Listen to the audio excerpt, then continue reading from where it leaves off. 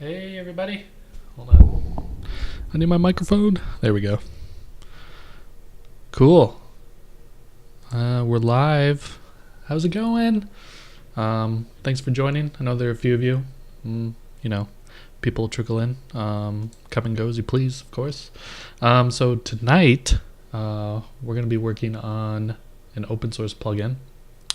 So me and some friends and a bunch of random internet people work on Excalibur.js, which is a game engine written in TypeScript, runs on the web.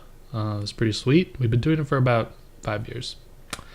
We've been getting a lot of people contributing and apparently using it, which is pretty awesome. So I'm going to click over here. You can't see it right now, but there was a bug that came up the other day for one of the plugins I help maintain for the engine. So like we have the core engine, right, which runs games and stuff, but any additional functionality that's not part of core gets separated out as a plugin.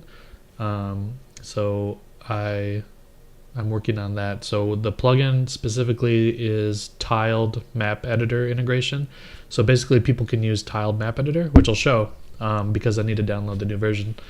But basically it lets you like create tile maps, and then you can export them to JSON and you can load them in through the engine, and then the engine will render it on screen. So it's pretty sweet, and we use it all the time for the game jams that we do. So that is what we're going to be doing today. The new version of tiled dropped not too long ago, and the plugin needs to be updated to support it. So we're going to do that. I don't know what's going to be involved, so we're going to find out together. I do have a to-do list though, so I'm going to switch over to the live screen for you. Sweet. Cool. So the goals tonight, you can see this, excellent. Oh, you know what? Look at that. I did not update the little banner. Let me do that quick. So we're doing programming, JavaScript, TypeScript, and we're working on Excalibur.js plugin. Cool. Great. So here's the to-do list for today. Sorry. Alright, the to-do list for today, we're going to open up the tile map file that I have already in the plugin, and we're going to load it up in the newest tiled map editor. We're going to export it as JSON so we can take a look at what's different between that one and this one, which is right here. So this is the current version of the map. So we're going to take a look and see what the new version looks like. And then we're going to see if we can modify the code to load that new map version without any extra configuration. Ideally, I don't want people to have to care, like if they use the older version of tiled or the brand new one. The code should be smart enough, if possible, to just go with it. Go with the flow, man. So if we can, then we're going to implement the new reader, and we'll see how far we get today. And then we're also going to make sure that the old version works, so backwards compatible, right? The other thing you should know is that my son is asleep right now in the room across from here, and I have him up on the baby monitor, which I can see on this screen. You can't see it, but if he makes any noises, you'll probably hear it. And so then that'll be a good time for you to, go get Doritos or have a healthy snack or go to the bathroom or whatever, bio break time. He usually takes 5 minutes to put back to sleep. So it actually works out pretty well. So let's get started, shall we? So first step, we're going to go to the tiled map editor site. So let's load it up. We have the tiled map editor, so this is what it looks like. So we're going to download the brand new version. You can see that the new versions, the 1.0 versions, have been released fairly recently. So we're going to go download them. Download now. I want to do the 32-bit, I think. Let me see what I have right now. Come on, man. Tiled. Let's see what version I have right now. So I am using, I can't tell, 14.2. Take a look in Task Manager. We can see 32-bit. All right. Stop jumping around, man. There we go. You can see in Task Manager it's 32-bit. So let's stick with the same version just to be safe. And you can see the version that I'm on is 0.14. So it's a little bit old. So we're going to download a new one.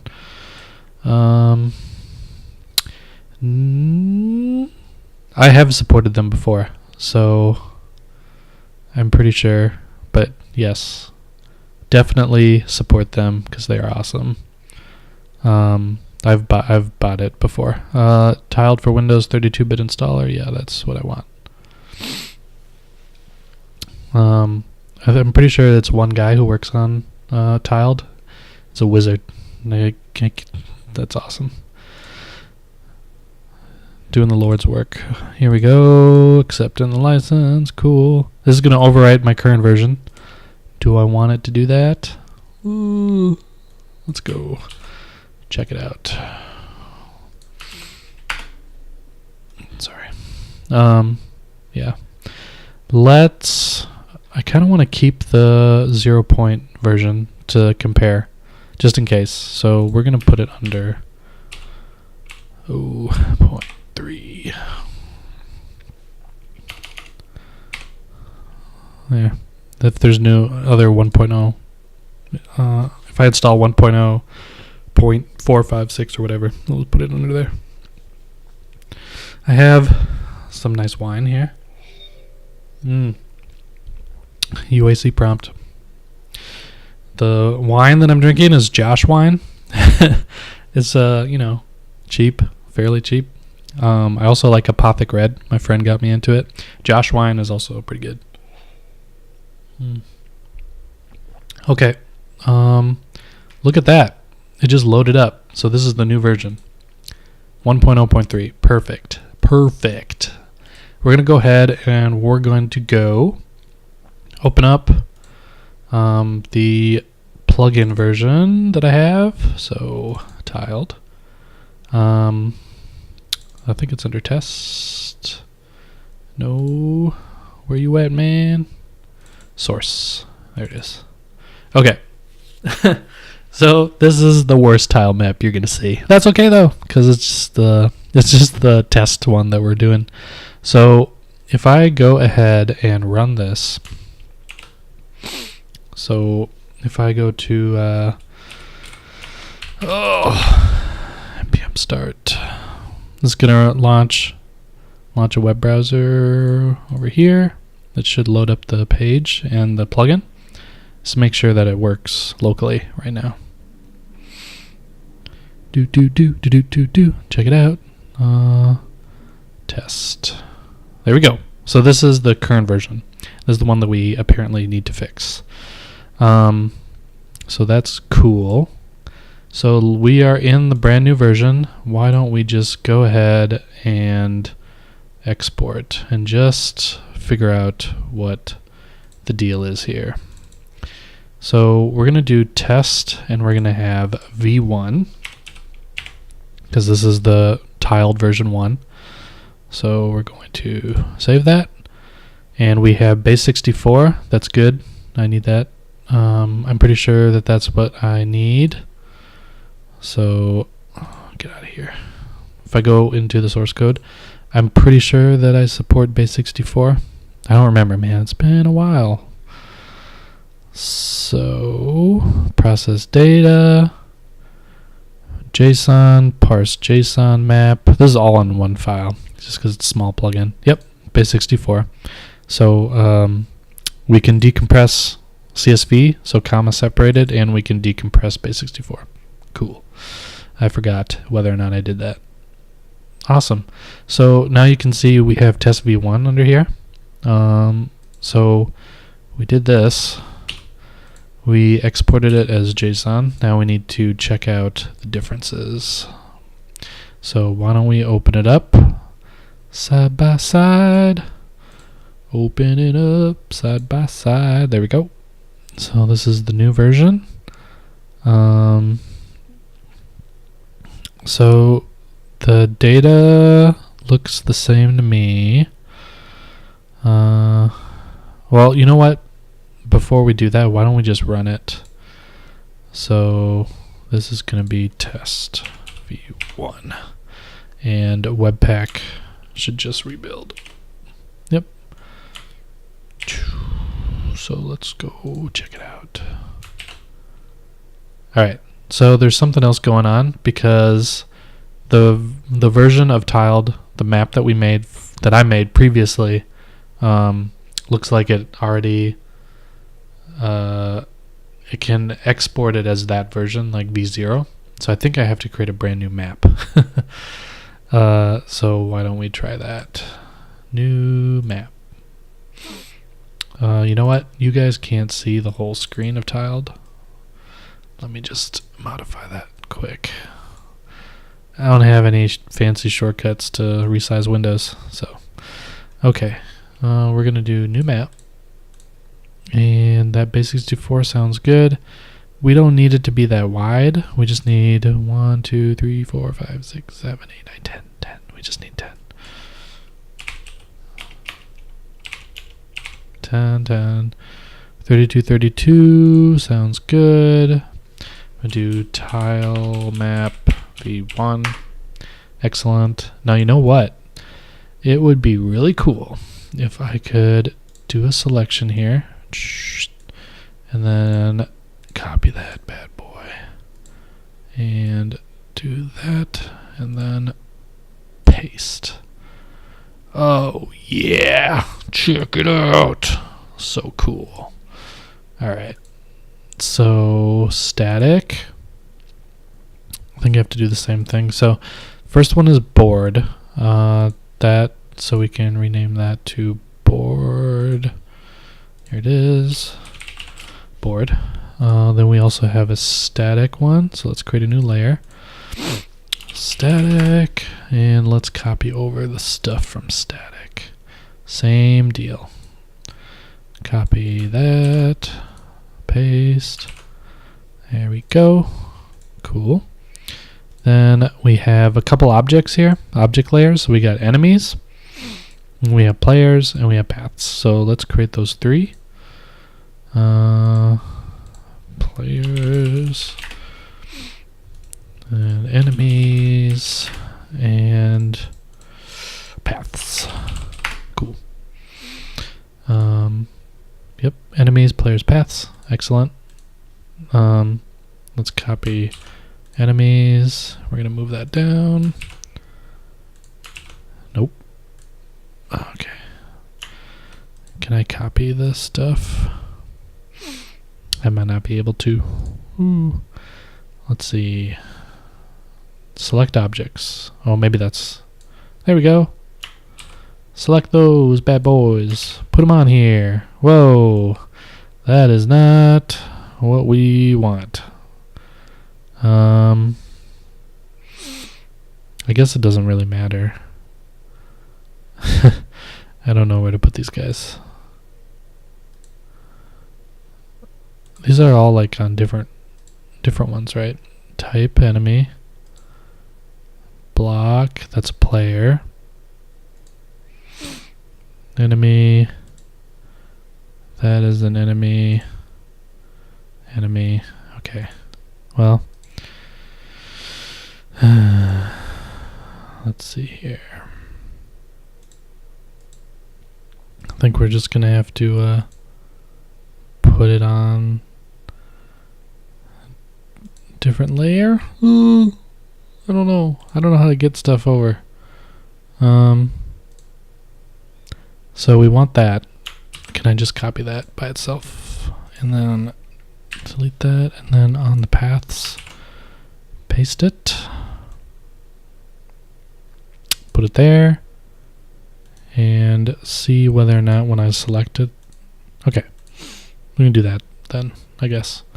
So Fanny is an enemy, Alana is an enemy, Blob is a player, Katie is an enemy. Herp is an enemy. John. So just main and blob, those two.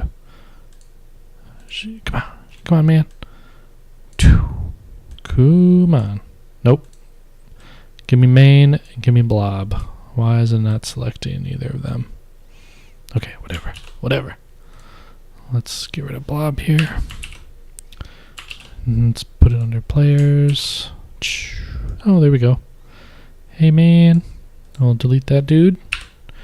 And we'll just move them around here. I don't think it matters where they are. They're just going to be data points in the structure, whatever. So cool. I think we got everything. Corey's an enemy. Great. I think all the properties are going through. Yep. Enemy. Perfect. So we're going to save that. We're not going to save that. So now we have that. Let's export it. Test v1. All right. And let's go to test v1. Okay. So, did anything change? Yes. Something changed. No. Let me see here. No, okay, we got the tile layer. Cool. Then we have static, enemies. I don't think anything has changed. If I refresh this test here. What the heck? What is going on? I'm using the right one, 1.0.3. Save as JSON map files, test. Pew. Let's see what that does.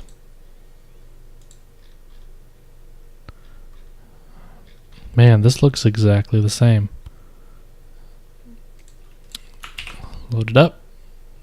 Yeah, if I even go into the developer tools, we can see that it's going to be loading up the map.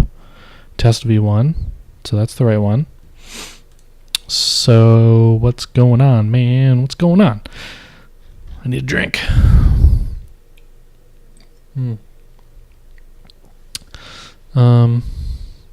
Let's go back to the original issue. Where is it?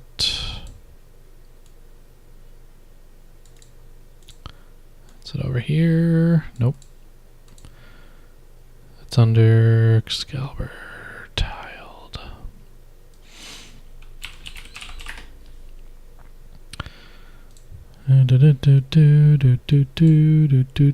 Readme example. In the example, to load a sheet in the README is out of date.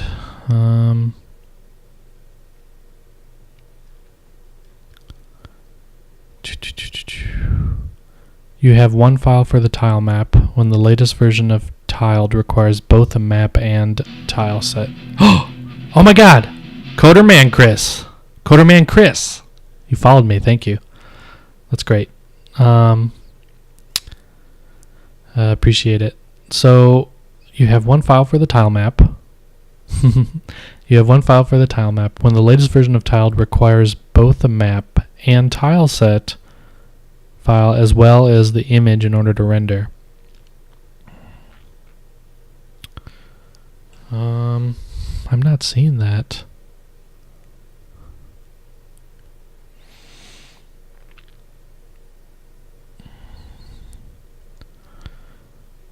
So I'm confused. So let's close this old version. So we have our map properties. We have base64. This is the format. So that's good. There's no difference in here. we can, so if I open up the old one, this one, and just export it as test v1, boom. Oh, it crashed. Tiled is pretty awesome, but sometimes it does crash a little bit. This is the old one. Yeah, no, this is the new one. This is a new one, cool. Recent tile map, v1. Open up the other one. Okay. All right, so I just exported it. I just exported the old one just to see if there's any differences here. There's like stuff that's, I don't know. Can we, with Visual Studio Code, can we actually do a diff? So I don't know if I can do just an arbitrary diff. I just want to see.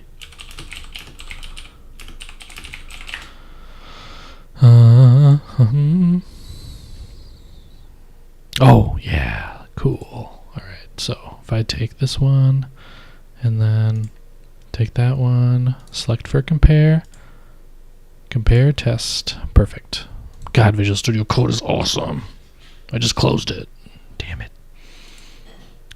Select and compare. There we go. Okay, so these are the differences between the two exported files. There's a height here, height 0, width. So there's a height and a width. That's it. And then we have tiled version 1.0.3. Okay, so far so good. And we have no type map. So that's the only difference. There's nothing that's different in here. So I guess I don't know what the problem was with these maps. Structure for the JSON tile set file, but that's okay. I mean, we're not supposed to use that.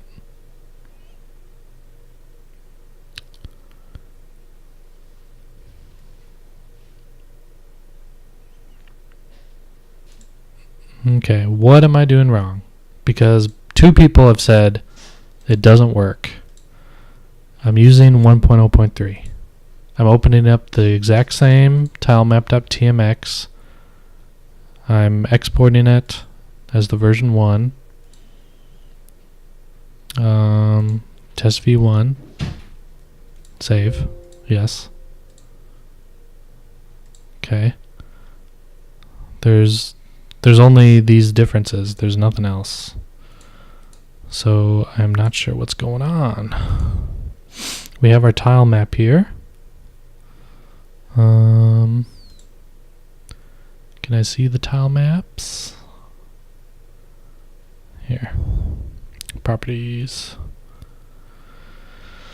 Okay, so tile map here. Tilemap.ping. This is the source.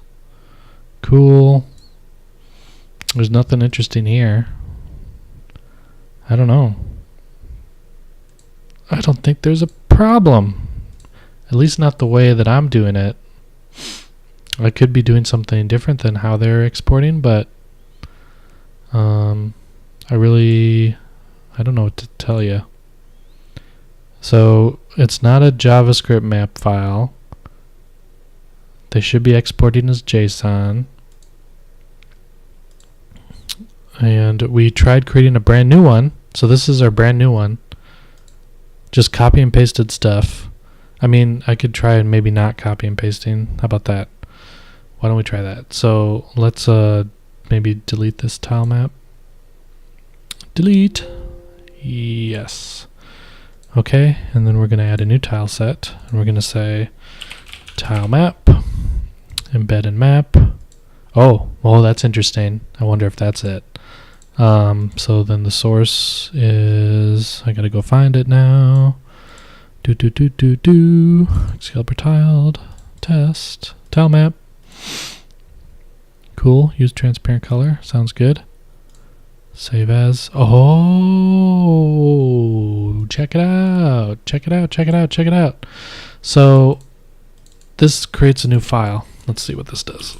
Tile map. All right, so we have our TSX file. Then if I take this, save it, let's just add a bunch here. Cool. It's this one here. Then for the static, let's put a couple here. That, some blues on the side, some poops. Great. Export. Now I wonder, it's going to be different now, I bet. Save. Okay. Cool. Check it out. That's what the problem was. So copying and pasting was not a good test, Comron. Just copying and pasting was not a good test. You should know better. Okay, so we don't have properties anymore. That's fine because I didn't add properties. Now the data is obviously going to be different. Was there a scroll bar here? So data is going to be different. That makes sense. Down here we have objects, enemies. So I think this is just changing some IDs and stuff. So that's fine. Nothing interesting there. What is more interesting is what happened to the tile map down here. Okay, so here we have tile sets. So check it out. Now we have source. So if you don't embed it, then it's going to refer to an external file. So all I need to do, I think, I don't think I can do it in here. So I think what we have to do is just do new tile set. Well, let's get rid of this one. Yes, get rid of it. Create a new one. Say tile map, embed. We're going to embed it. We have our tile map. Boom. Okay, cool. Let's see what that does. That's our board. Blah, blah, blah. I'm just putting random crap on here. I just want to see if it works. Okay, so save that. Export. Test v1. Load it up. So now we have it back. We have the tile map. We don't have, well, that's interesting. We don't have the actual tiles data. So in the old version, you see here that it has this tiles property, and then basically what it does is these are the tile IDs 0, 4, 5, 6, and then these are the terrain properties. We don't really use that. So that has changed now. So if we go back here to the first one, how are the IDs set out? Because I don't see tile IDs anymore. Do you? I don't see tile IDs. So we have these new objects. Object group. Objects. Tiled version. Just to be more clear, what I'm going to do is I'm going to do compare, select for compare, and then compare with this one. There we go. Nope. Other way around. I want select for compare. Okay, there we go. I think it's the same. It's just rendering the same thing. Different sides. Okay, so down here. Yeah, so we don't, okay. So we have first GID is 1. This is the GID is the global ID for a tile. And we do not have the list of tiles. That's interesting. So how it work then? How it work? What does it do? How does it know? Oh, I'm so confused. Here, let's go decode this base64 string here. What this should do is it should give us a comma separated list of the IDs. So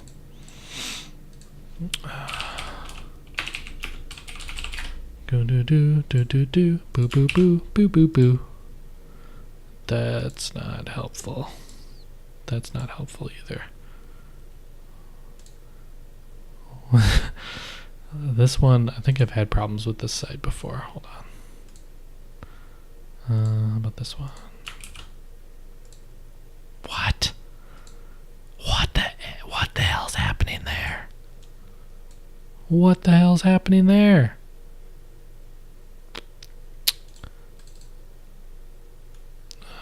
Sorry. It's like the screen and stuff is all, you guys can't see it. I don't know what's going on there. These are not renderable character codes for some reason. I wonder if it's decoding to not ASCII, like it's decoding to binary or something. Why don't we just go do a shortcut here, because I don't want to deal with it on a live stream. We're going to export it to CSV. Take a look at that instead. Oh, that's interesting. Huh. So we have static. Whoa. Yeah, that's cool. Yeah, so this makes sense to me. So -1 means there's no tile. 0 is the first tile. So here, 0 is going to be this guy right here. So you can see in the first slot we have these two turds, right? And if we go to static, oh, yep, sorry. These are the two turds in the top corner right here. So this makes sense to me. Interesting that it exported 2 files here. So cool. That doesn't really help me. So this data,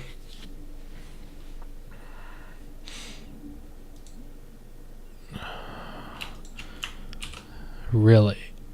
What? Why won't it decode, man? Okay. Is it compressed? It should not be compressed, but it's uncompressed. Base64 uncompressed. Okay. How about just do that? Test, JSON. Sounds good. Load it up. Okay. This is what the base64 should decode as. But yeah, so this makes sense to me. The question is where are those tile definitions? They're not here. Maybe it just calculates it like this, right? This makes sense. So you have your first GID. This is the first number, but it should be 0. I don't know. But we have our 4 columns, and then we have our tile count here, tile height. So the way that I'm loading it right now in here,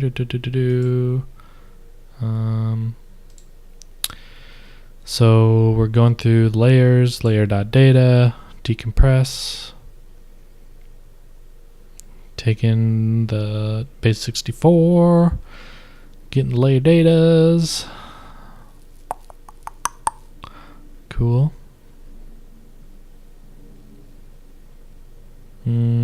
So this is the base64 stuff. This is just doing base64 decode. Yeah, that's why. It's coming back as a byte array. That's why. So we have to convert them to numbers. That's why they look like this. Yeah. So this is coming back as bytes, and you have to translate the bytes to actual numbers. But we don't need to worry about it because I already wrote that. So I want to know, here's how we build the tile map. So right now we look through the tile sets, right? So here we have our test v1 right here. So we go to this property, tile sets. What the heck? Here it is. Then we register the sprite sheet. This is the first GID, so that's going to be 1. This is just creating a name for the GID. Oh, I think it's just the GID of the tile set itself. So like the second one is going to be 2 or whatever. Okay. So we have the calls rows, create the sprite sheet, go through the data.layers, get tile set for tile, GID. You know what? I don't even know if we need. Yeah, I don't think we even used those old tiles. So here we have our v1.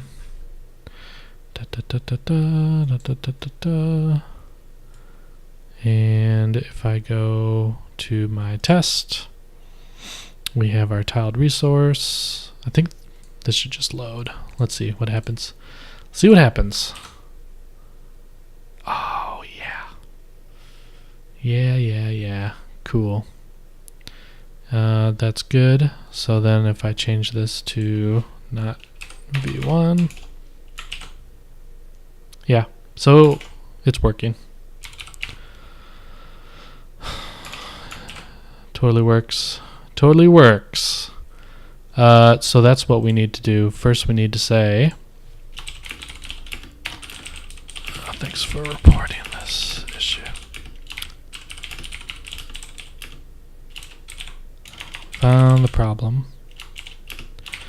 If you don't check embed and map when you create a tile set, let's create a screenshot.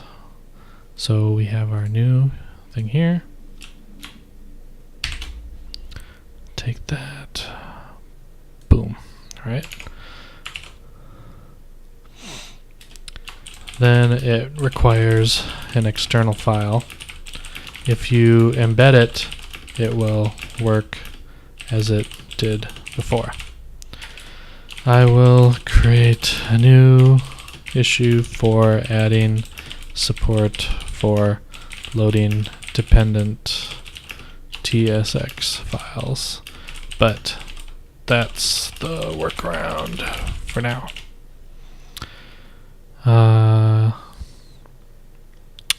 Thanks for reporting the issue. Okay. Embedded map right there.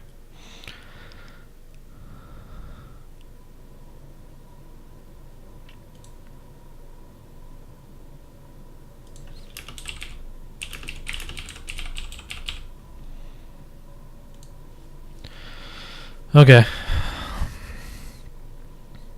So we found the root cause. This is the root cause. If you don't embed, it requires an external file. Great. So let's create a new issue. Add support for loading dependent TSX tile maps, tile sets. This is an enhancement. So context,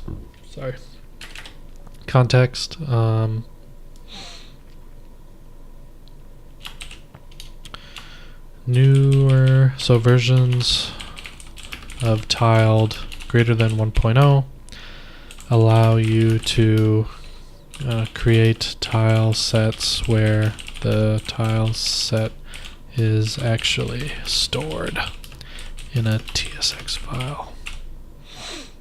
Yep, that's true. Rather than being embedded which was the default prior to 1.0. So proposal is to dynamically load dependent tile sets based on what tile sets are actually being used, so that they can be parsed and cached. And yeah, okay. Whew. Cool. That's what we want to do. Dynamically load dependent tile sets, TSX files, TSX tile sets. And so the key there is we take a look at the code for this. You see here that we have 1111111. Oh, so this is right. First GID is 1 because 0 means there's no tile there. I'm not sure why those CSV stuff was -1, but in any case, this is right. So we have 1. Cool. So the first GID 1 references this first tile set 1, right? So that's how it corresponds. So if this is a little hard to wrap your head around, but so you see here that we have, for example, 7. Okay. If we found in this array, if there's a tile set where the first GID is less than 7, we know that that's the tile set that tile is from. Otherwise, as long as the GIDs inside of here are less than, fall in the range of the first GID to the first GID of the next tile set, then we know that that's the tile set that these tiles are from. So the key here is we don't want to, let's say that, I'm in the map and I add 100 tile sets, all right, because I'm going to have lots of different maps, and I'm going to use parts of the tile sets, for different parts of the game. When I do the load, and I'm just loading this map, I may not be actually referencing all the tile sets in my tiles. So I don't want Excalibur to use up memory and create sprite sheets for all the unused tile sets. So that is why I added that caveat here, that we actually want to detect the tile sets that are in use. So that's not so bad. Not so bad to do. So cool. Here we got a new issue. That was pretty good. So that took us 45 minutes to figure out. On a stream like this, my brain is at about 50%. Like it's running at about 50%. Because I'm like trying to talk out loud and also like try to say stuff while I'm also trying to debug. So you have to forgive me. Once I hopefully have more people tuning in and stuff, we can make it more of a help me out when I'm running into problems, but that's fine. So we know what the problem is. We know how to fix it. We could think about what we could actually try to fix it.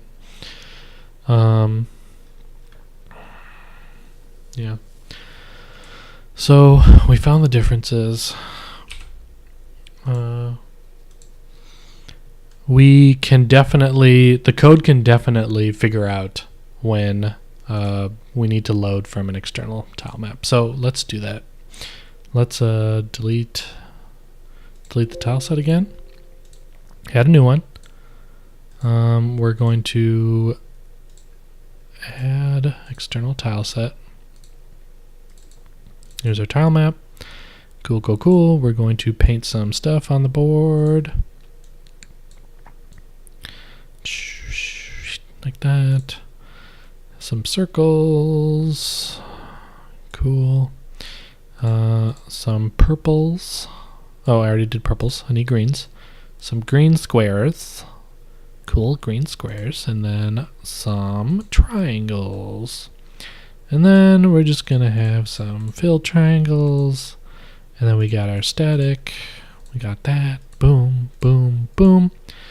We got some pattern making here. Cool. We got our it's not purple. I already did purple. We want these here. And we want our green squares right here. Cool. Let's export that.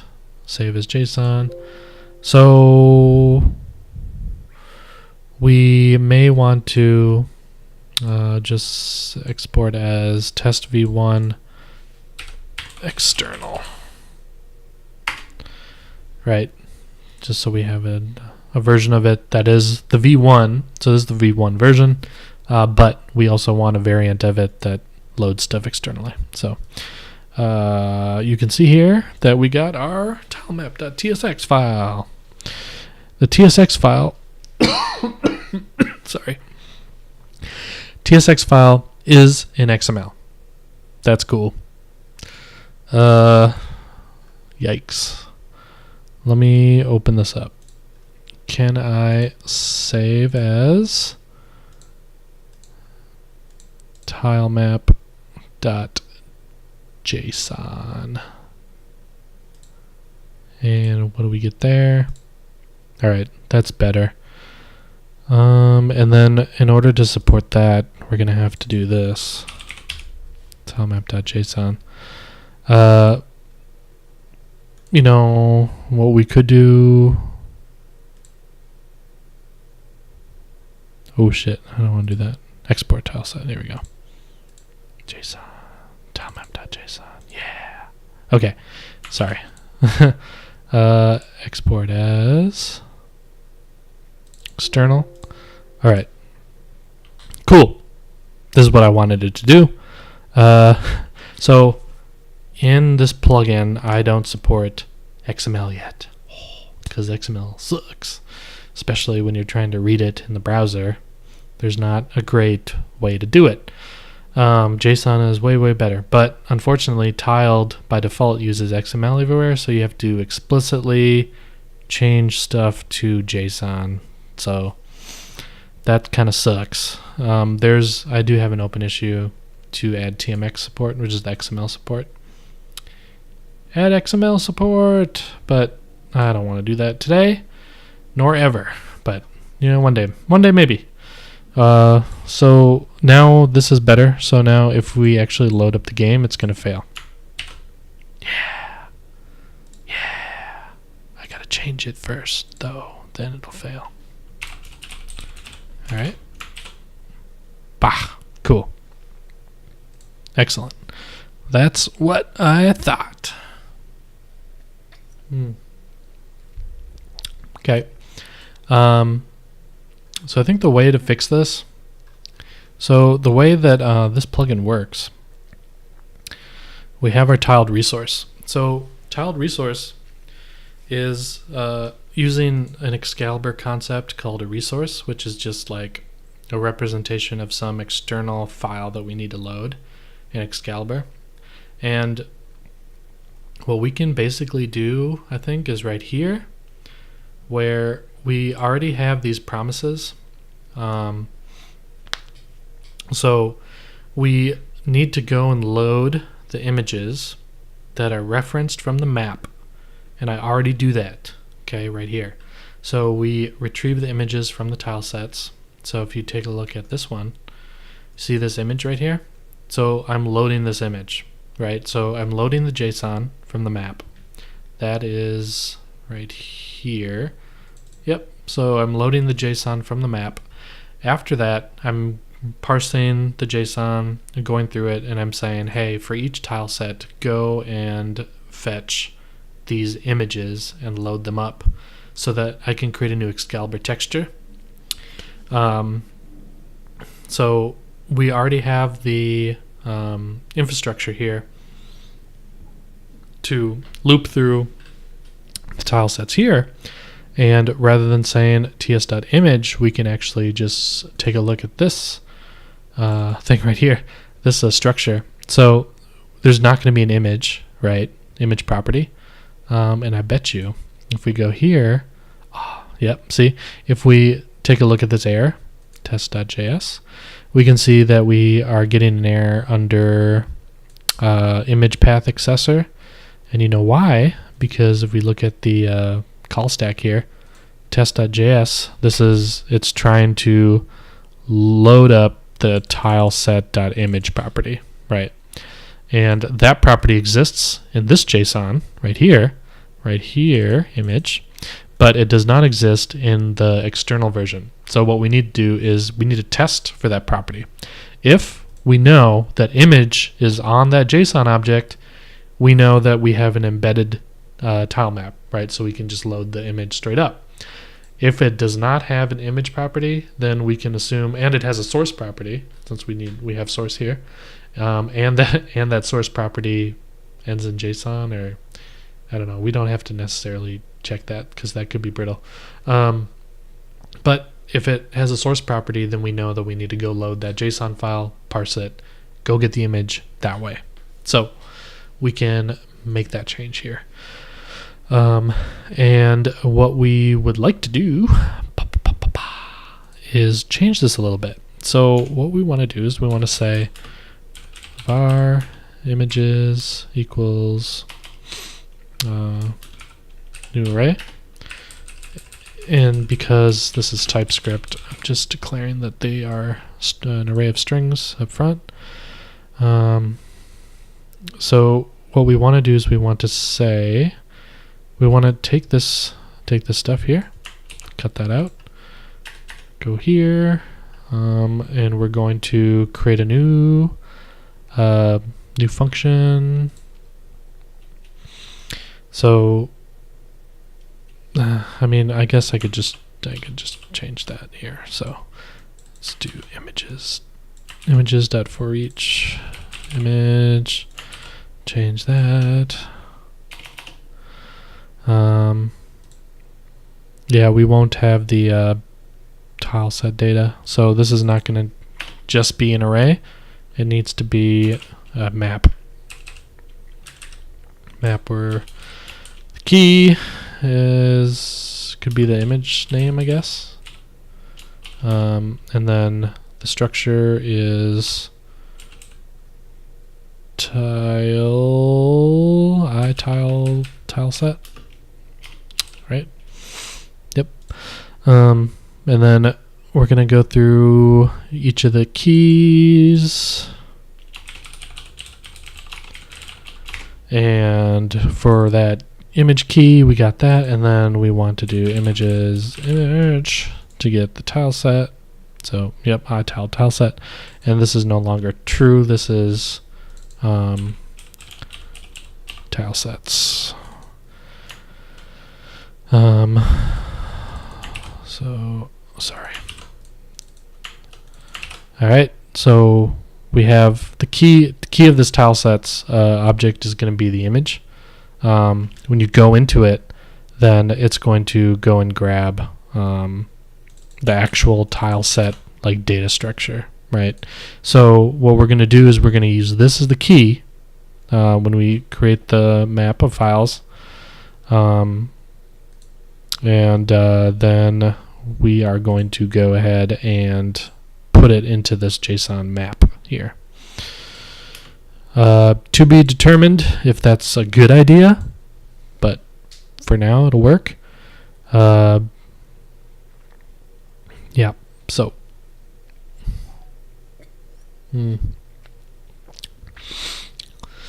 why are we setting image texture here? That's interesting.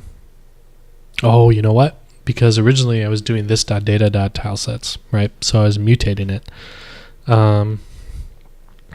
That's not so cool. That's all right though. So we're going to we have this data available, this.data to tile sets. It's going to have a source. It's going to have a first GID. That's cool. So these are the same. First GID is going to be on both of them.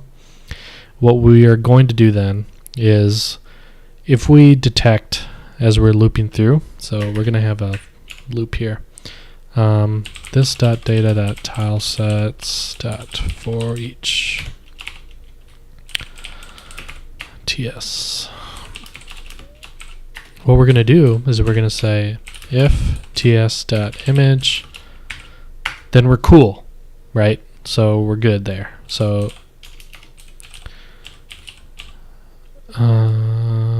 you know what? The more that I think about this, the more I do just want images here. They have to be keyed, I guess. They need to know what tile set they're associated with. I don't think I need to do that though. So I think what I just want to do. Let me think about this for a sec.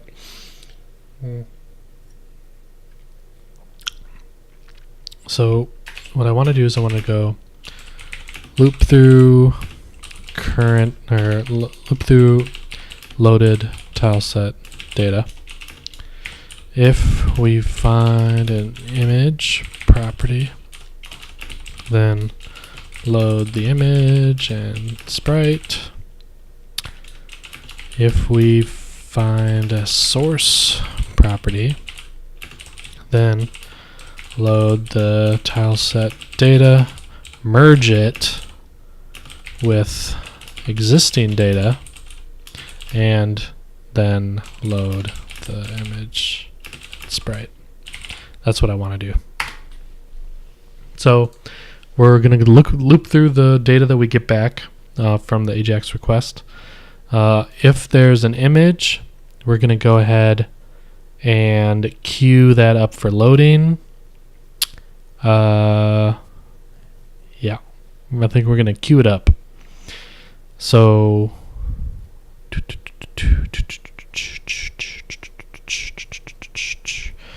we want to execute this.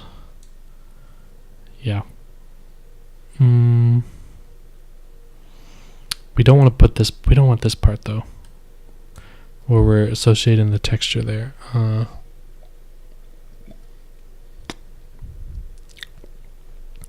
Yeah, maybe it's okay.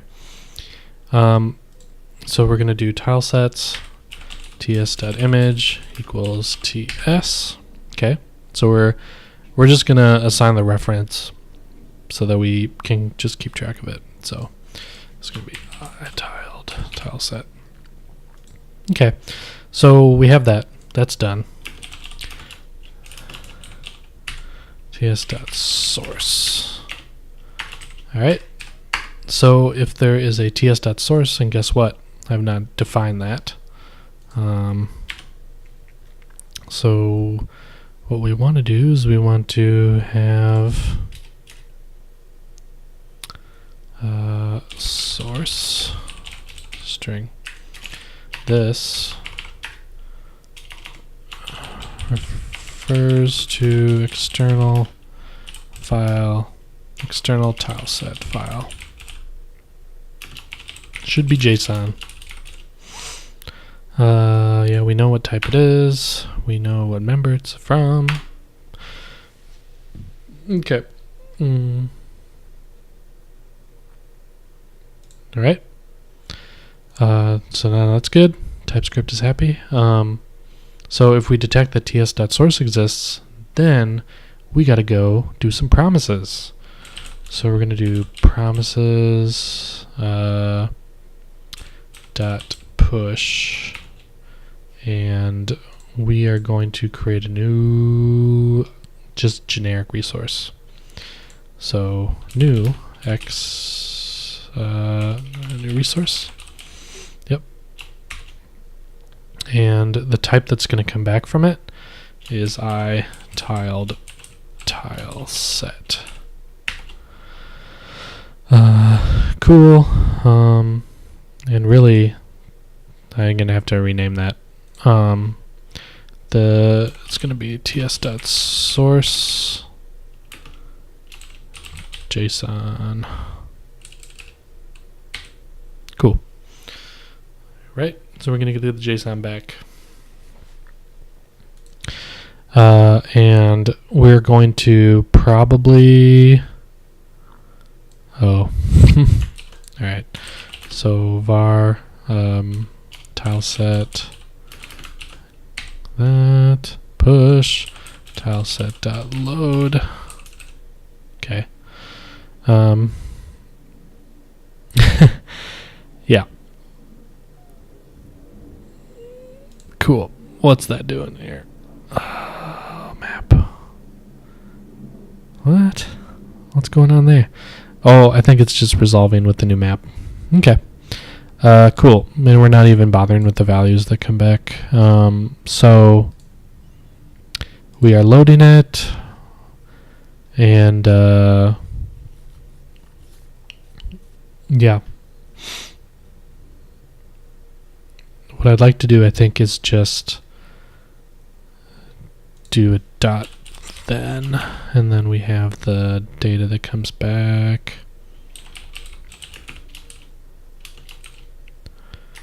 All right, so cool. Yeah, all right, so it comes back with the tile set. All right, and this is not going to be just a promise of HTML image element. It's just going to be, can we just do promise.any maybe? So this is still good. That's still good because we don't care what the return type is. So we're not gonna, doesn't really matter. In this case, tile sets image dot image texture equals tx, and then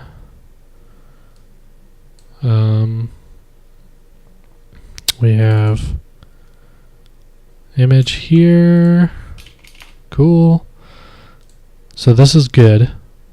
This is all we need for textures.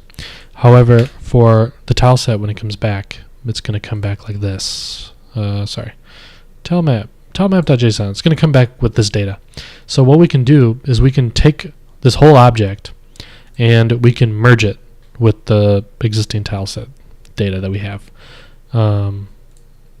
So we have that. We know that TS is going to be available to us. So what we're going to do is we're going to do object.assign TS. Oh, this should be external. So we're going to load up object.assign with it.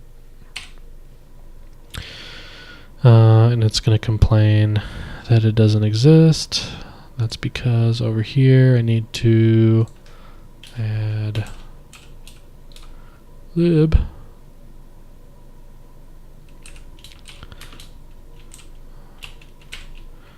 ES5 and then ES2015 dot core. I think it's part of core. Sometimes you gotta refresh the IntelliSense here. No, I got it wrong. Is it not .core? Where are you from?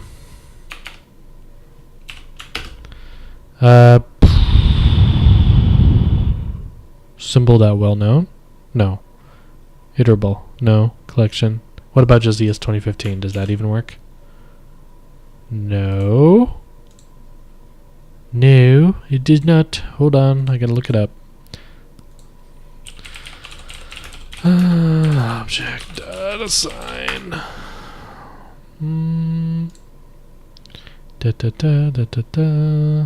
Oh, is it ES6? No.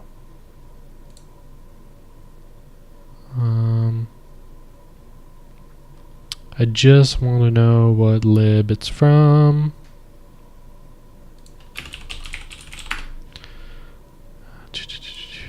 Oh, ES2017.object.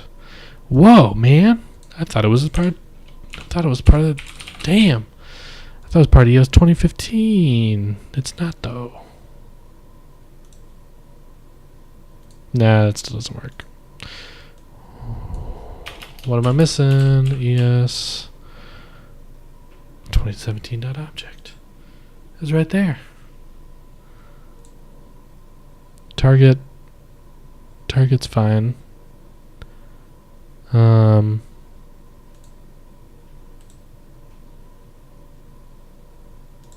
don't believe you. VS Code. Think you're lying to me. Index.ts.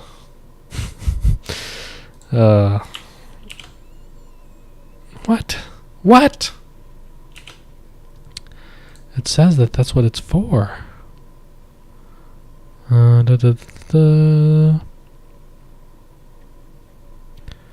ES6 anyway supports blah blah blah. Quick workaround. Don't want that.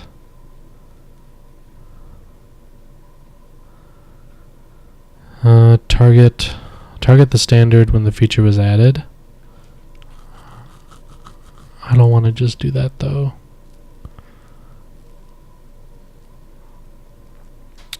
Sorry, there's a way to do it. I know there is because I've done it before.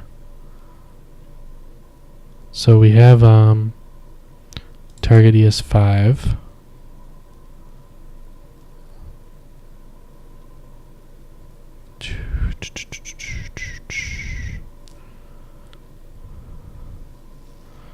Yeah, I can include the polyfill. That's fine. So we have lib es2017.object. That should work.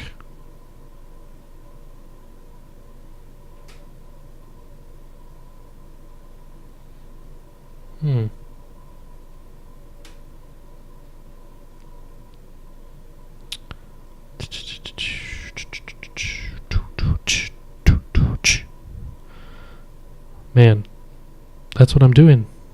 I'm doing that.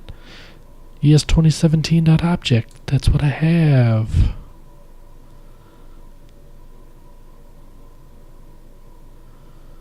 Any subset you wish. Yeah, that would be cool if it worked. But it ain't working. We have lib. So, I mean, ES5. If I did that, does that change anything? Feels like Visual Studio Code's not liking this. It ain't liking me.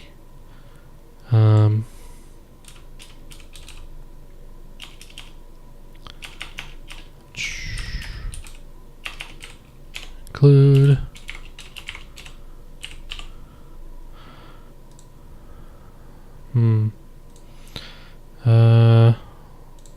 Trying to figure out why this is still giving me an error, even though ES5 is valid, es2017.object is valid. The IntelliSense should be updating. Even the Webpack build should work. There's something else going on.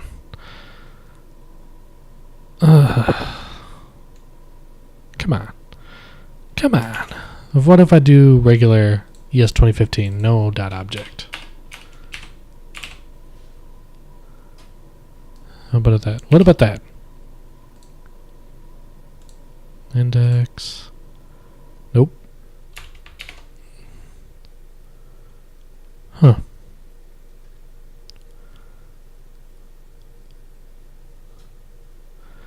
ES2015, or just ES2017. Let's try that. Okay. Still doesn't like it. Man, I'm trying to be a good citizen here. I'm trying to get this to work. TypeScript. I love you, TypeScript, but sometimes you're really annoying. Why don't you like this? You should have no problems here. We have our includes. That's cool. Oh, so What is Webpack doing? Webpack is using TS loader. That should be resolving my TS config. So that should be okay.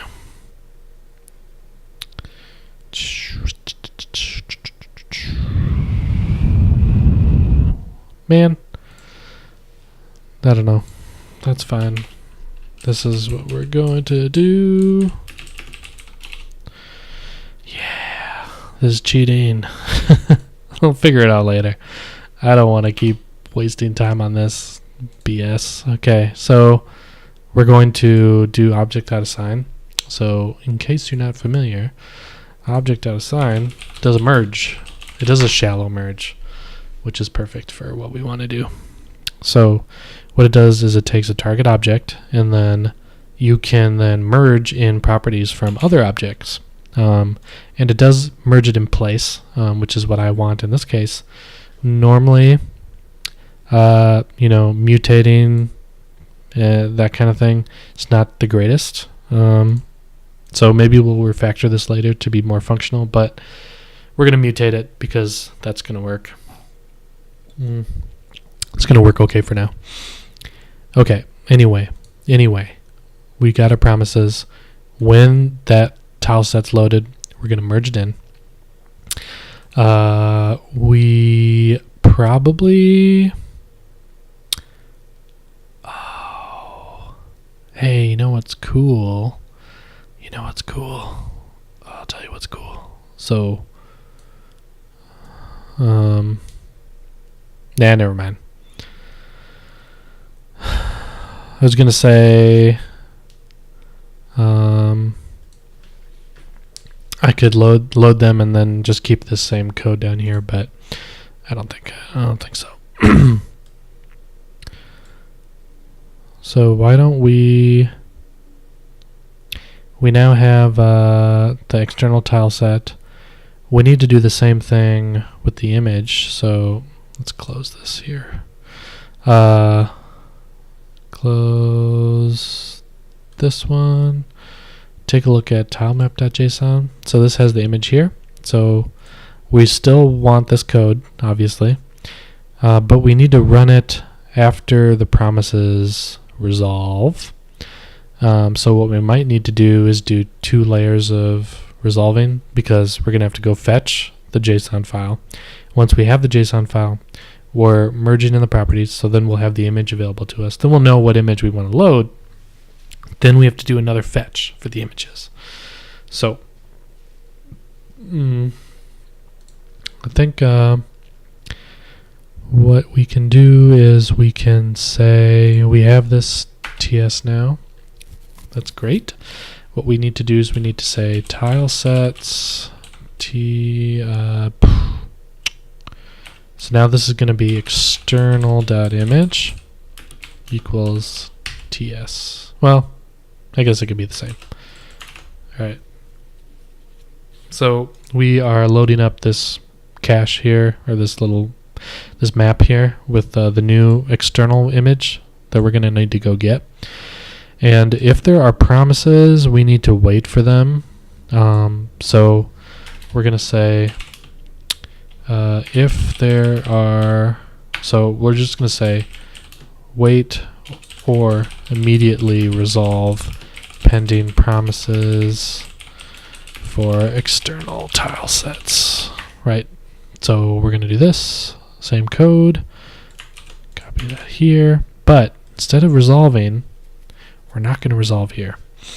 What we're going to do is we are going to copy this code, bam, bam, do that, and the other thing that we're going to do is once those promises equals empty array, right, so we're going to reset it, clear pending promises, then we're going to loop through our tile sets, these bad boys, yeah, and then we can load it. And you know what? This is silly too, you know? What we can do is, if we take a look at the change that I made, now that I think about it, we had this code here before, right? I think that, sorry, we had this code before. That can just stay the same. So we're going to just do that. Okay, so does that make sense? So we're going to wait for all the JSON files to load. When they load, they're going to go ahead and we don't need this anymore. We don't even need this anymore. So we just want to do that. So what's going to happen is if we have a source, we detect a source, go and get that external JSON file. Okay. So we're going to push a promise. When that promise resolves, then we're going to mutate the existing data that we have, this .data.tilesets, because we have that reference, that object reference right here. So we're going to mutate it. It's not the greatest, but we're going to mutate it, and we're going to merge in the new properties. Those properties are going to come in, and they're going to have the image available. So I can just keep the same code that I had before because it's all been set up now by the time that this is going to execute. So this promise is going to resolve down here when I actually execute it using promise.join. So that's kind of what I'm doing. Yeah. So we should be okay, maybe? Or we're going to find out. We're going to find out if I'm crazy or if I introduce more bugs or what. Okay, so we have the new code here already. Promises, making sure I'm clearing them just because I don't want to load them again.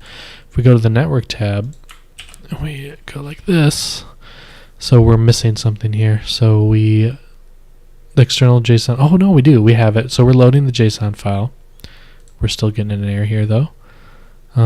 Failed to execute create, oh, you know what? I know what's going on here. Oh man. Great. I believe that we fixed this issue in the last version of Excalibur. So let me go check. So we had an issue where we didn't support JSON. So I submitted a PR to do fix text resources, I think. Nope. This was by me. I did it. Me.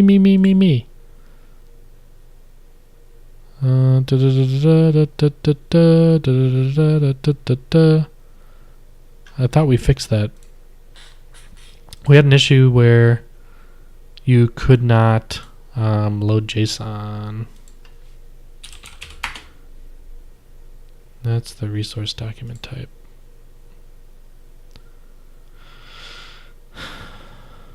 Where'd it go? I know that we had an issue for it. JSON issues.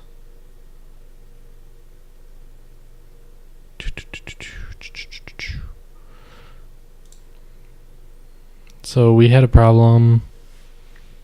We had a problem where someone was trying to load a JSON file, like I'm doing right now, and they got the same error. And I thought that we fixed it. At least I remember trying to fix it, but I can't find the issue now. Let's do create object URL. Let's see if, here we go. We did find it. Have a resource that references a text file, load the resource. Awesome. So I think we closed it. Yep. Okay, it was fixed text resources. So if we take a look at it. Hey, Kav, what's up? I just saw your message. Is it the KOV or the Kav? So now we have JSON. That's what I want. So I already am using JSON.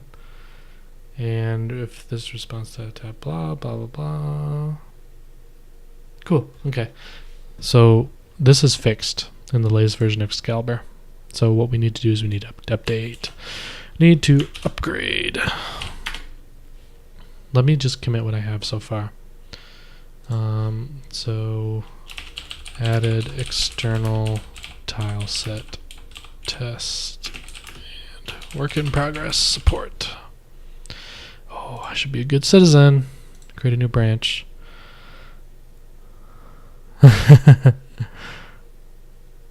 Without trying to get into real names on Twitch, my friend Eric used to rent a room at my house. I know who you are. Does your name start with an N? Pretty sure. I know who you are. Feature tiled TSX. Yaha! Cool. Yeah, it's going good. I'm just trying to fix this bug. Well, not a bug. I'm trying to make an enhancement to this thing. So it's going pretty well. Figured out what's going on, so we're just trying to work through it. So what I need to do is, you can see here that my dependency on Excalibur is 0.11, and we need to update that. So npm latest .d. Go and install the latest Excalibur for me, please, and save it back. 0.13.1 is the latest one. Cool. Cool. Waiting for an npm, man. It's a good time to take a bathroom break. Okay, there we go. Cool. Alright, so now we're on Excalibur 0.13.1. Excellent. Let's see if anything broke. No, let's get out of here. Oh,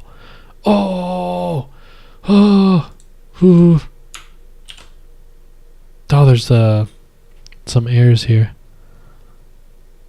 Oh, I know what that is. Source index here, where we're actually creating the tiled resource. This is just JSON.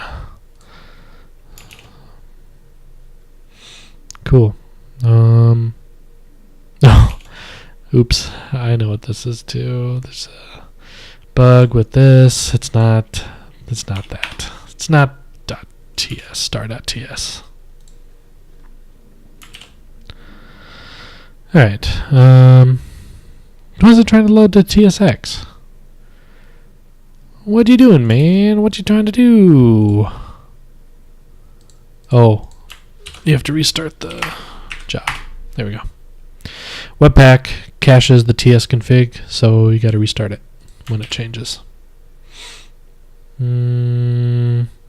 Okay. It's still busted. Why is that? Why is it trying to load? Oh. Oh. So we don't want this file. Sorry. So if you have used React before, React.js, so React, they have a file format called JSX. It's not specific to React, but they kind of popularized it. But it's basically where you can do HTML inside of JavaScript. So the file name is JSX. Well, for TypeScript, it's called TSX. And guess what tiled name their tile set files? Because their map files are TMX, so their tile set files are TSX. Therefore, Webpack got confused for a second. So you just fix that. Great. It still thinks it's there because I probably didn't restart it. Alright. How about now? Webpack? Yeah. Yeah. Cool. Sweet. Excellent. No errors. And this makes sense. Tiled map resource is not the correct content type. So back down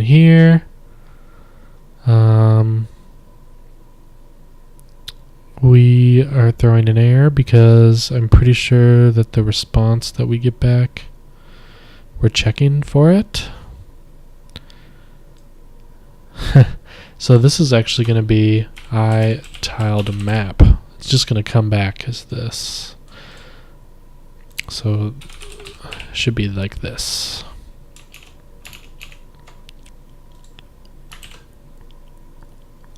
Oh. We don't need to parse the JSON, it's already there, so just return data. Okay, and parse JSON map. Oh, you know what? We actually do need this. We have itiled map. We don't need that. And we can just do data.layers, return data, and I have to bring that back for a second. Parse JSON map. Oh, I love TypeScript. Finds all my stupid errors. Oh, yeah. Yeah, look at that. So cool. So here we go. We have our external. Well, first we have our, we have the map itself, and we got our tile sets. And we got our tilemap.json. Then we went and fetched the tilemap.json. Then we had the ping, and we went and fetched the ping.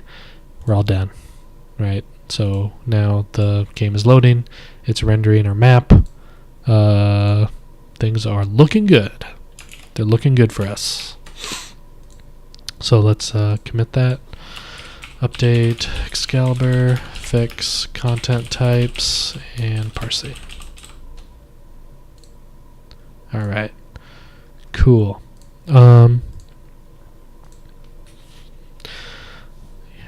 Excellent. So I think we did it. I think we're good. Let's test out some of the other files here. So let's do just a v1 test. Perfect. And let's just try a test.json test. Yeah. Oh. Cheers. We did it. It probably took 3 times longer than it would have if I was not streaming, but we still did it. Cool. Yeah, we are good. We are good to go. Let's go take a look at my... So we definitely did this. So the end user who's using our plugin doesn't need to care. They can throw v1 JSON, they can throw a v0 JSON, they can use an external JSON file, and as long as the file names and everything are lined up, we are all good. So we have the v1 reader. We made sure that this works. Now I do want to make a note before I forget that we have a potential issue here,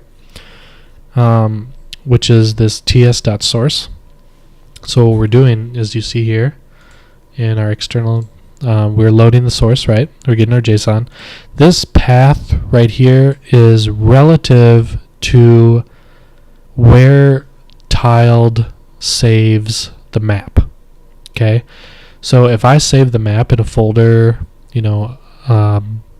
one level deeper than this source is going to say ... But if I copy this file over to this folder, and the tile map is in the same folder, then that path is going to be wrong. Okay.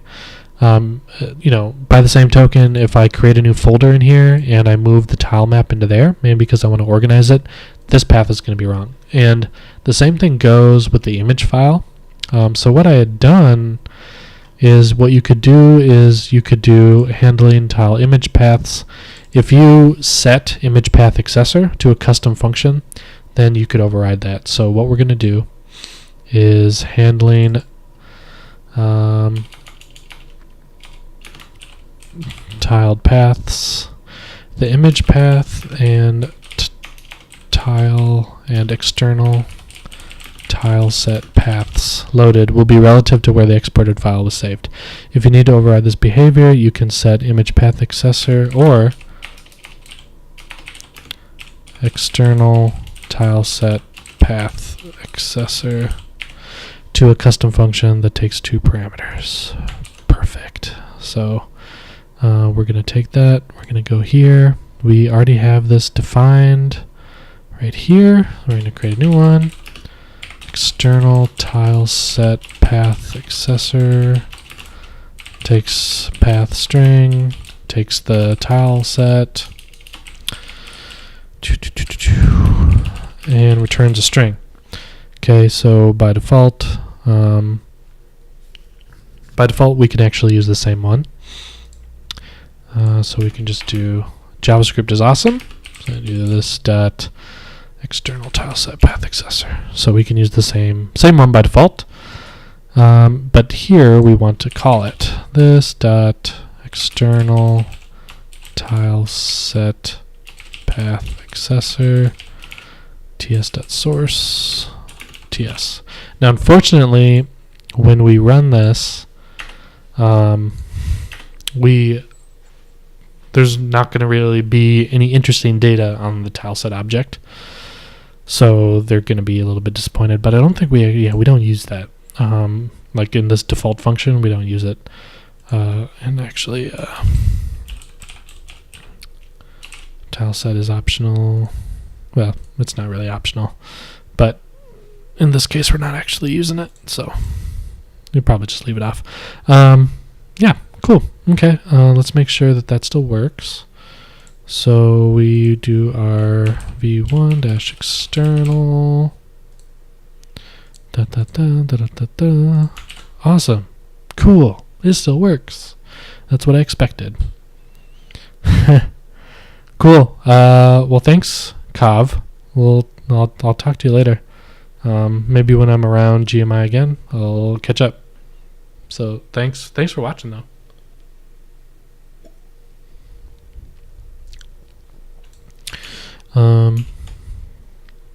Cool. See you later. Yeah, we're all good. We're all set. Let's make that change.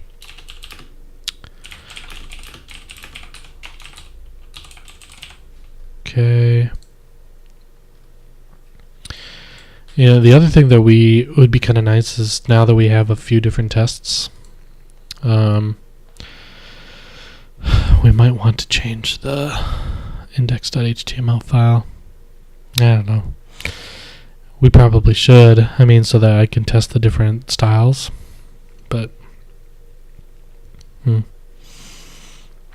what do we have in test.js right now? Oof, not that. This one. You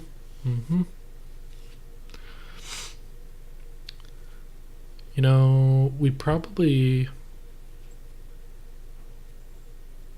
this probably wouldn't be that hard actually. So in index.html, why don't we just do this quick? Select tiled map. Oops. That is not how that works. Option value. We want to load test.json.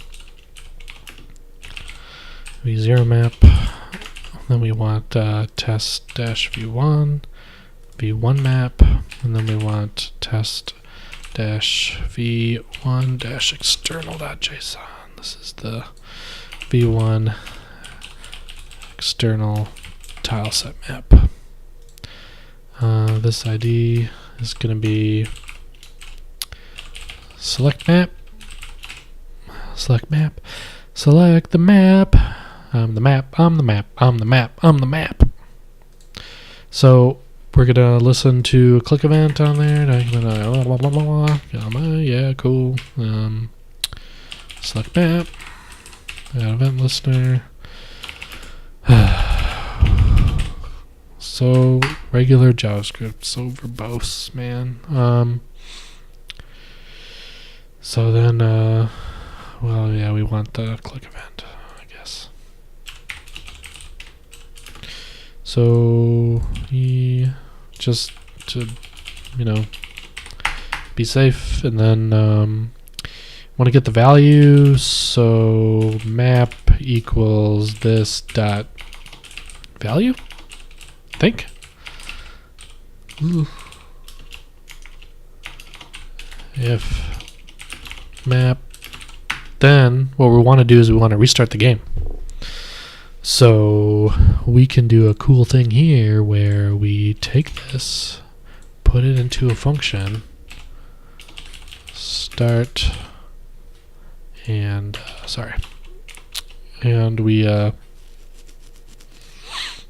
take the map and do this, and then do this,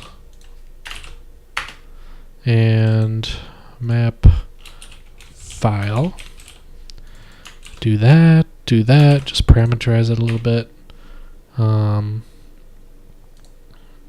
Yeah, that's it, because we can still reuse the same game. Although for the first time, because we don't want to add the, well, yeah, we do want to add the map again.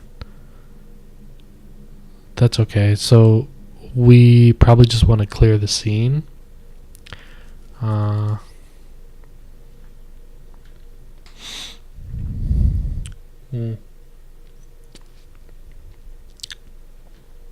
wonder what this will do. I don't actually know what this is going to do. It might reuse the root scene, or it's going to create a new root scene. I don't know. We'll find out. So in that case, we're going to do start map. Okay. So by default, we're going to load up test.json. I guess we'll just put it down here. So by default, we're going to do start test.json. And this is going to be the first one. Yep. Okay, let's see what that does. Alright, so we have our tiled map. I can't see anything. Did I get this wrong? We have our options. What am I missing here? Oh, I didn't reload? Okay. Oh, duh. I can't do event default on a select. Boji boy, you have a problem? I don't know. I guess I could try to help. What's up?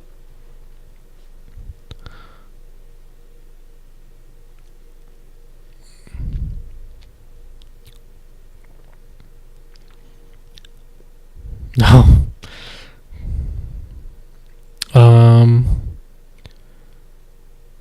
Yes. So you have your replit. So I think Nightbot is going to yell at you, but if you give me the part of your URL that doesn't include repl.it, and then I will check it out.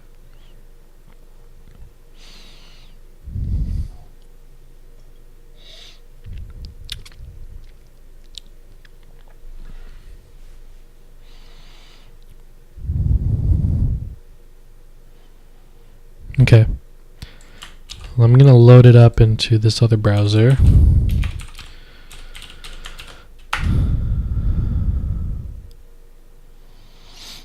Alright, so you have some stuff in here. Okay. Hold on, let me load it up so other people can see. Sorry, just just moderating in case you decided to have this cycle through some hardcore images or stuff like that. So anyway, here we go. Good. I got your stuff up. Let me just make sure I got my stuff all kind of squared away here. So we don't have that anymore. Let's refresh the page. My prevent default is still not working. Why is that? Oh, do I have to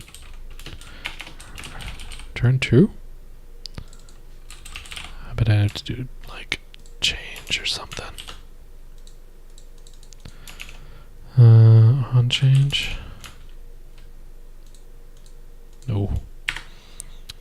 Something is, I'm being dumb here. MDN select on change. Do. Okay. There's some events on here. Events, so there's a change event. Add event listener, query selector, on change. Okay, I guess I could do that. Change event handler, event.target.value. So why don't we do e.target.value? And let's just log that.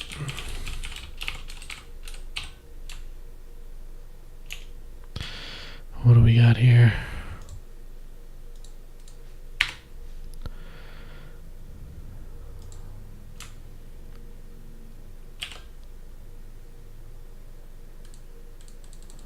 I don't know if that's working.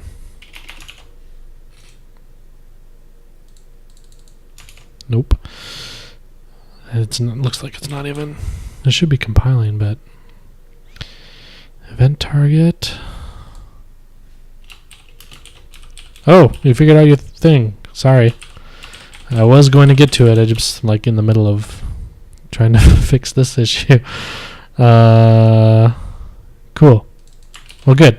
I'm glad that you're able to figure it out. And this is not a mouse event. This is a input change event. Let's see. Input change. Oh, what kind of events do we have here? Event, UI event. This might be a UI event. Document event. HTML element. Event. Keyboard event. What are you? What are you? I don't know it by heart. I thought it would be like change event, text event. I don't know. What's a text event? Event target. Input. It's not that. What's UI event? Nope. Okay. Well, at any rate, we know what this is going to be. It's going to be HTML select element. So, anyway.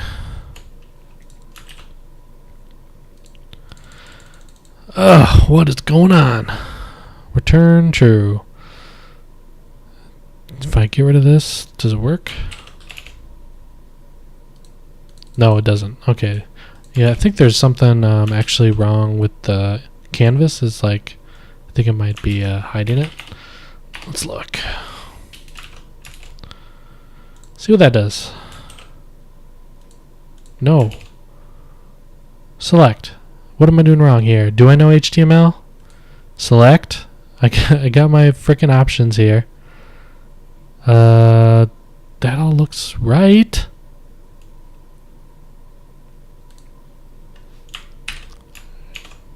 Don't listen to it. What the F, man? Okay. Select. ID, name, option. That's what I have. Do I need a name? That doesn't seem right. Select map. And I think I know what's going on. I think I know what's going on. this is going on, I think. Pointer scope. We need x.pointers. What is it? Point input dot pointer scope dot canvas. Bet you that's going. That's what's going on. Screwed by Excalibur. That's kind of funny. I wrote this code. I wrote this feature by default. So when you do a game, by default, you probably want the entire document to be the target of all click events, right? So if someone is, dragging a dude on screen, right, and your code is following the mouse cursor, normally if my mouse goes outside the canvas here, then your code's gonna stop working because the events are not firing on the canvas anymore, they're firing on the document. So what we did is we're like, okay, well, that's kind of weird, and most of the time you're going to be building a game that's like full screen, or you're not going to have anything else on the page. So what we did was we captured document events by default. So every single event that happens like on the document, like mouse events and stuff, we captured it. So like click. So I think that's what it was doing, was capturing the click event. And then we prevent default so that you don't accidentally mess with the game logic. So I just got bit by that feature, quote unquote feature. So that's what's going on. So this code should be okay. Let's see what that does. V1 map. Okay, so I think it's just change. Okay. Oh, there we go. Look at that. It is, in fact, loading this stuff again. That's okay. I think we can just quickly fix that. Game dot current scene dot. Is there really a good way to just get rid of everything? There's not really a good way to do it. To like clear a scene, I don't know. Is there a good way to clear a scene? What's probably better is to do maybe just include this stuff in here. I think that should work. Although maybe do game dot stop. No, I think I want the same game instance. But what I want to do is I want to probably, before I do a load here, we're going to do game dot add scene. Scenes. So we have our root scene. Let's do game dot add a scene, and we're just going to call it the map file. Then we're going to do game dot go to scene map file.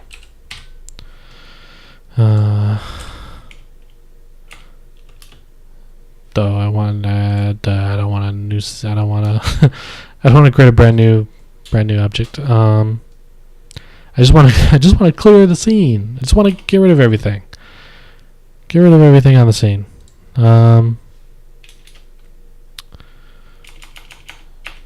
This is going to be a janky way, I think.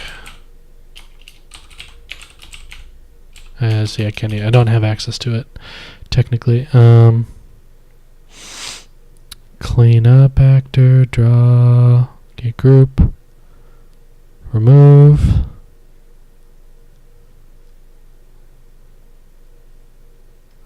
There's actors. Actors dot. If I just did that, what will that do? If this is a getter, I don't know if it'll work. We'll find out.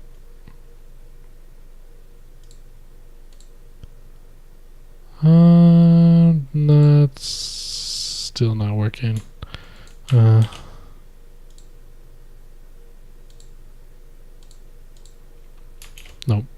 I don't think that works. You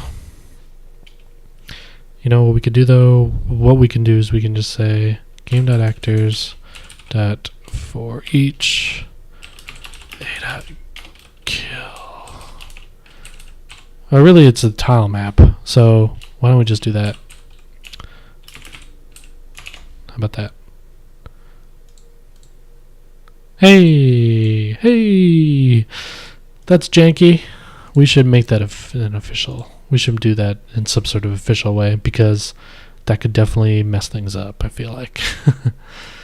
Let's just see if there's an open issue already. Clear.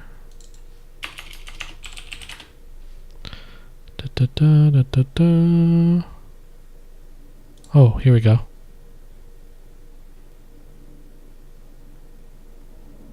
Oh yeah, here we go. This is what I want. Yeah, this is what I want.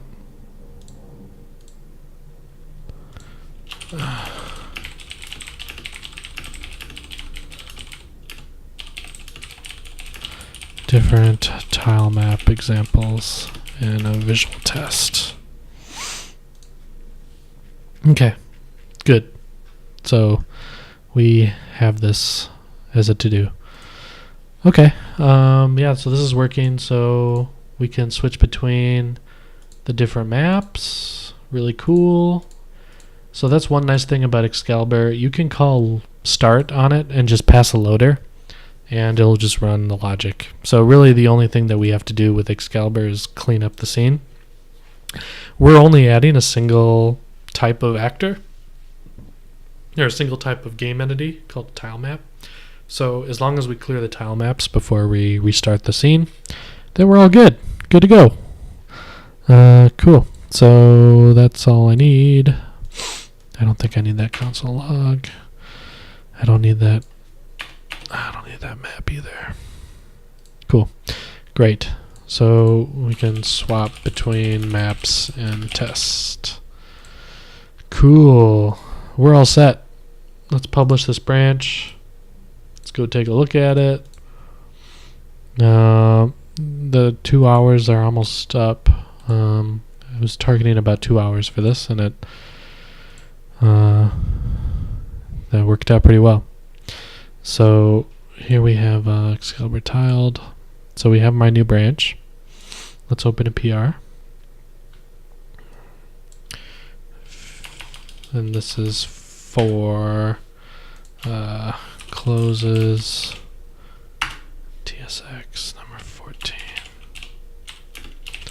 Add TSX or external JSON tile set support. Changes. First change, we plugin now loads external tile sets in JSON format.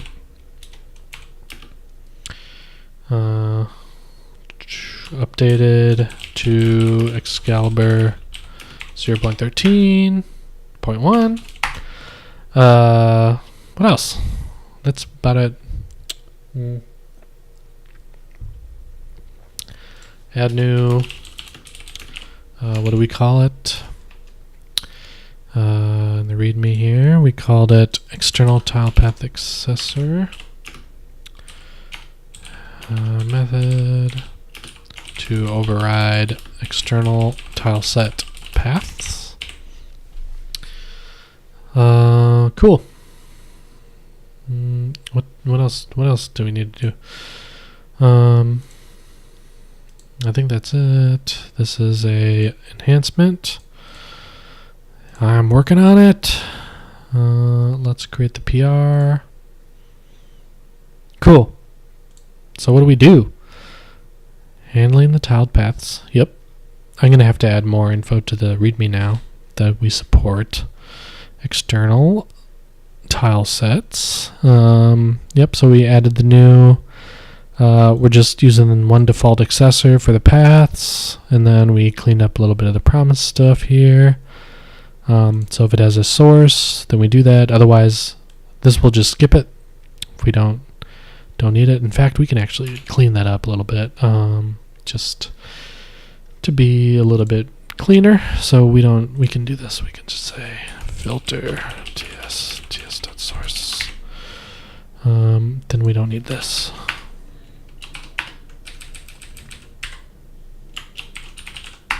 There we go. Cool.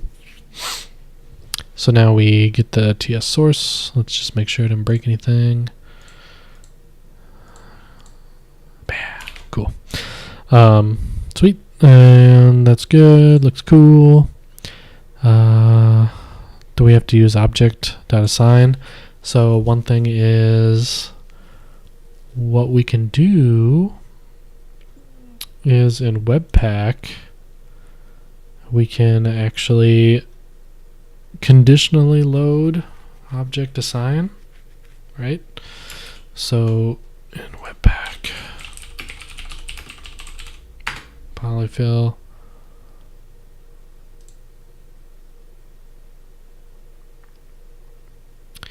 I don't want Babel. I don't need Babel. I should be able to do this. Manual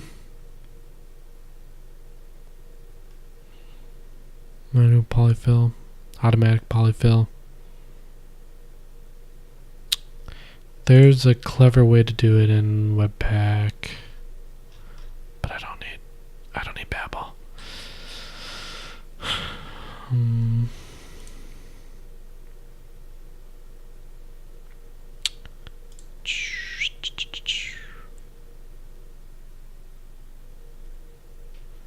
Babel loader. I don't want that.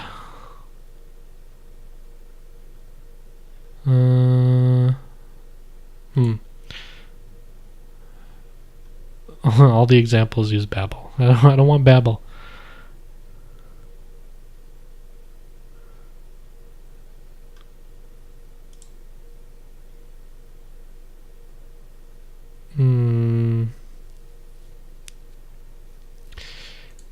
I mean, okay, what we can do is we can just do the ES6 object assign. Is this a good one? Let's take a look. 24 stars. I mean, I can just do object assign polyfill. I think it's most people use this one. I think. Yep, most people use this one. Great. So if I add that, so if we do Control C, yep, npm install object assign -d. What we can do is we can in Webpack we can just include object assign, so that it just polyfills automatically if it's not there. So we're gonna do that.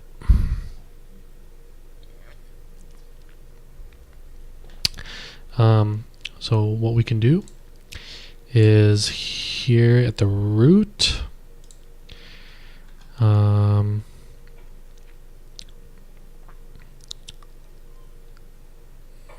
here we have an entry.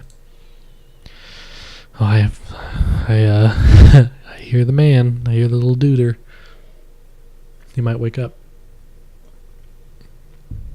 So now we want to add this polyfill. So there are a couple ways to do it. Webpack, add polyfill.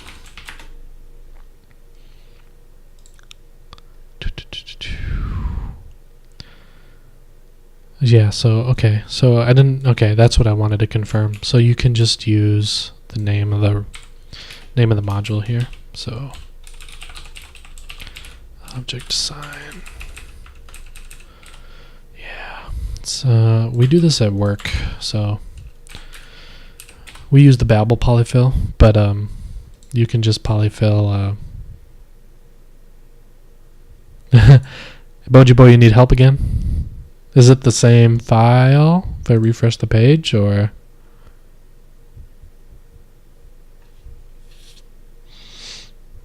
A different one? Okay.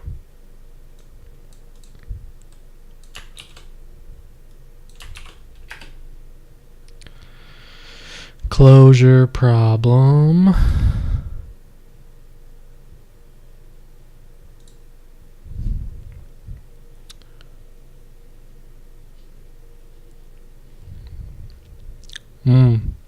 Closures. Those are fun. Yeah, I definitely feel you. They're not the easiest thing to wrap your head around. Let's see here. Okay, so it's saying unexpected token. Yeah, because you don't have it filled in. Or there's just an extra brace. Is that it? So if you remove that extra brace, does that help?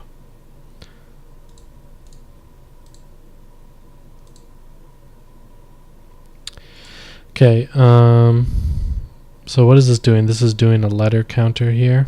So we are just trying to count the number of letters in Amazing. Oh, I see. We're trying to count the number of instances of a letter in a word. Okay. So you have your object. You're going through the key in the objects. I think is there missing brace here. I think there might be a missing brace. Here, let me bring it over to this window. Yeah. Hold on. Let's load it up here. Okay, so this is your code here. So if I run it, there's a syntax error. So I think you got a brace down here. So if we just indent this to stop it, just to line up here. So I wish there was like a quick way to fix the indentation, but so we have inside of your for loop, you need an opening curly brace here. Then that's okay. That looks good. And then inside of here, this is for the first for loop, and there's something else. Oh, the for in loop, you didn't want that? Okay. Okay, so you don't need this either, I'm guessing.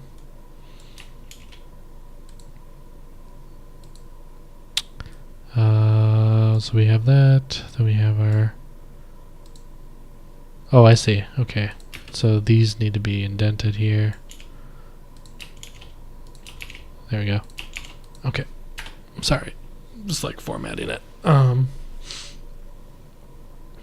you have your letter counter, you got your string. We got your string.length, so you're just looping through. Okay, so alright, so you're checking, hey, is this letter in my map here? If it is, increase the counter. Otherwise, set it to 1. So when we do that, what do we have here? Okay, so we got our amazing, right? Then we want to say, hey, what's our letter that we want to count, right? So what this is doing, and I'm not sure like how much of this what's going on, but we have our first function here, letter counter, right? And we are passing in the string that we want to search. Then we are returning another function from it, so counter becomes a function. And the baby is crying. So I'll give you a hint, I guess. You can access object from up here, and you can do stuff with it. So you could maybe Maybe you could run this code again if you put it into another function and you called it from down here. Okay, I'll be right back. Sorry.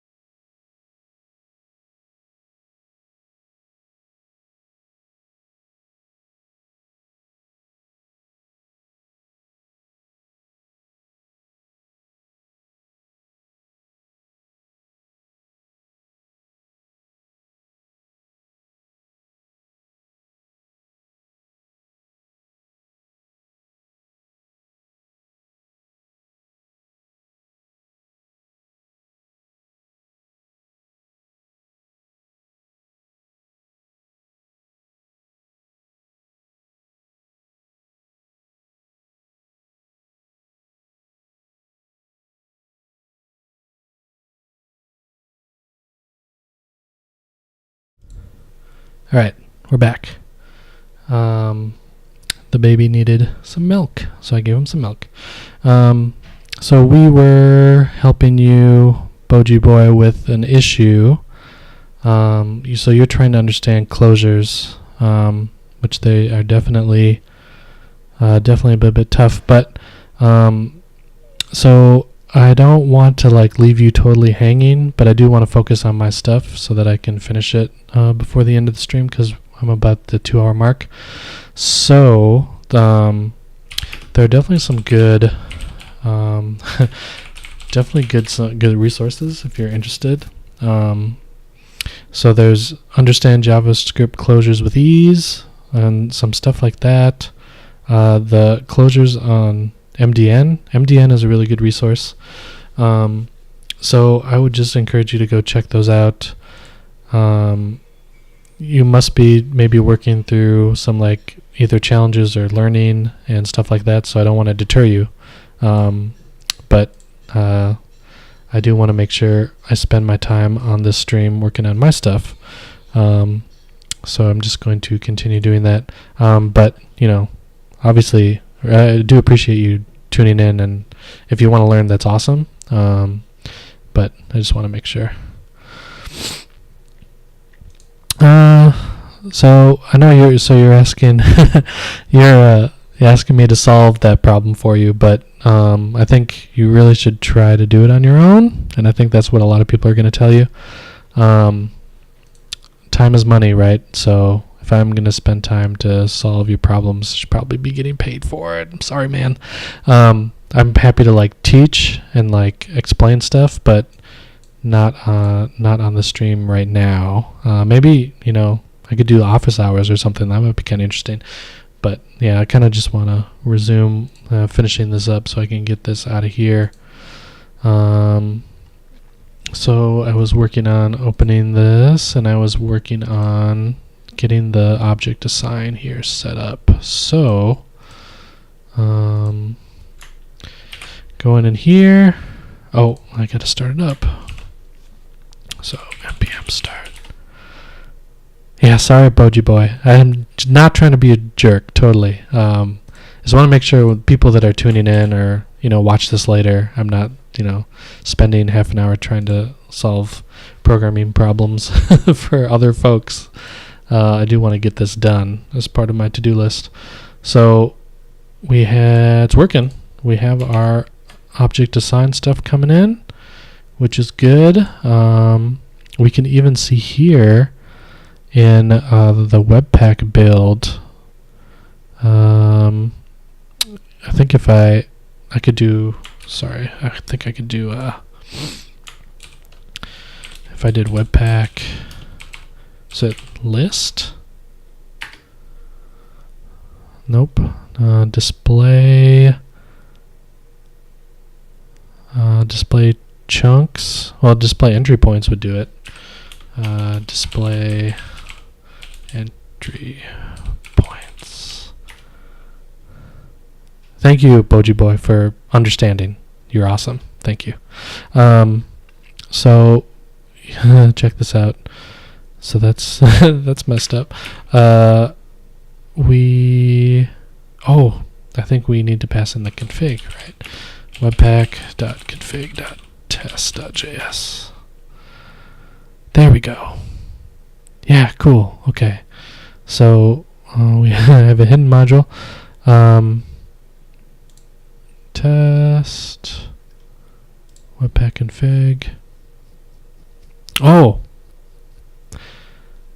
that's so package.json. So we're doing Webpack dev server config.test. Oh, duh. Okay. So we have object assign here. Here we are taking a look at .test. So in this case, we don't care. But if I was going to run just the regular Webpack npm run build, then what do we get there? Oh, we still get errors. Okay. So we are getting errors from Excalibur. That's interesting. Excalibur tiled.js. Why is that? Cannot find name canvas rendering context 2D. That's strange. What are we doing in here? So we have object assign.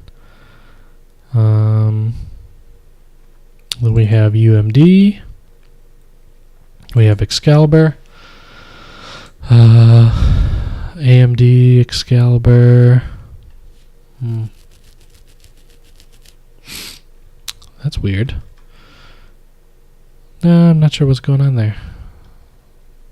It should be working. We have node modules. We got our dist. Oh, here we go. So we have our object assign here. So that's including it. That's good. That's what I wanted to confirm. That's strange, man. So strange. Why is it throwing errors about Excalibur.amd? That's silly. We're in here.